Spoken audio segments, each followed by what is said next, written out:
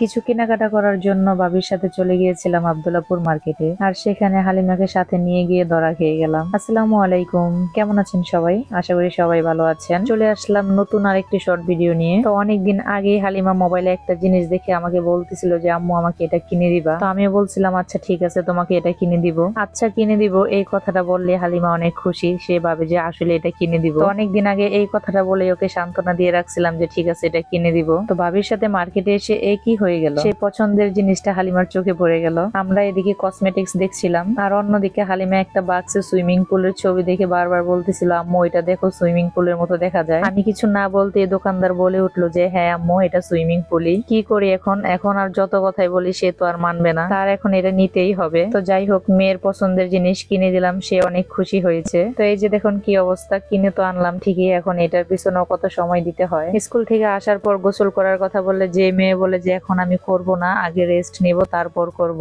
আর সেই মেয়ে স্কুল থেকে এসেই বলতেছে যে আমি সুইমিং দিয়ে গোসল করব, তাও আবার এত কষ্ট করে পাম্পার দিয়ে নিজে সুইমিং এ পাম দিয়ে। পছন্দের জিনিস বলে এটার প্রতি কত আগ্রহ। তো এটার একটা ভিডিও দেওয়ার পর এক ভাইয়া কমেন্টে বলছিল যে এই পাম্পার দিয়ে পাম দিতে দিতে তো জীবন শেষ হয়ে যাবে। তো যাই হোক, ভাইয়ার কথাটাই ঠিক, তিনজন মিলে এই পাম্পার দিয়ে এটাকে ফুলানো হয়েছে। তবে হ্যাঁ, এটা শুধু ফুলানোটাই কষ্ট না, এটার থেকে পাম বের করাটা আরো বেশি কষ্টের। তো কষ্ট হোক আর যাই হোক, এটার মধ্যে অনেক আনন্দ আছে তার। তো অবশেষে এটা ফুলানো শেষ হলো, এখন অপেক্ষার পালা কখন পানি আসবে। সে তো মহা খুশি, কখন পানি আসবে আর কখন গোসল করবে এখানে। এই যে দেখুন খুশিতে কিভাবে হাতে তালি দিচ্ছে। তো বাচ্চাদের এই আনন্দগুলো অনেক বড় পাওয়া। তো এই তো পানি চলে আসছে, আহ কি শান্তি। তো হালিমা বলতেছিল যে আর নয় গরম, এখন আছে আমার কাছে সুইমিং পুল। তবে এই সুইমিং পুলটা কিনতে গিয়ে একটা মিস্টেক করে ফেলছি। আমার মেয়ে তো এটা দেখেই অনেক খুশি হয়ে গেছে কখন এটা নিবে, যার কারণে আমি একটা কথা জিজ্ঞেস করতে মনে নেই দোকানদারকে যে এটার হাইট আর একটু বেশি আছে কিনা, এটা ওর জন্য